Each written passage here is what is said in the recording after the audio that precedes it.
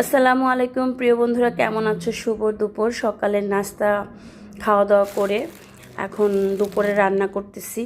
তো বাচ্চাদের কিছু একটা খাওয়ার জন্য দিচ্ছি।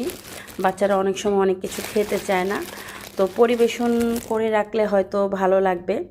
যেমন আমার বাচ্চারা চা কফি খায় না, তো বড়িটাও খায় না। তো এগুলো অ্যাকচুয়ালি আমি আমার জন্যই নিয়েছি, আমার খাওয়ার জন্য।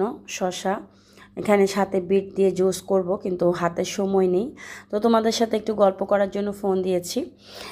বন্ধুরা, এটা ভিতরে ক্রিম আছে, বাচ্চাদের জন্য খুব হেলদি একটা খাবার। আর এখানে কোলবরি আছে, এটাও বাচ্চাদের জন্য খুবই ভালো। এবং শসাতে প্রচুর পরিমাণ পানি আছে, এটাও বাচ্চাদের বড়দের জন্য খুবই ভালো। আর গাজর চোখের জন্য ভালো, স্কিনের জন্য ভালো। তো আপনাদের সাথে এগুলো শেয়ার করার কারণ হলো, যেহেতু আমি কন্টেন্ট তৈরি করি, ব্লগার, আমি সব কিছুই টুকটাক করি, সেজন্য শেয়ার করলাম।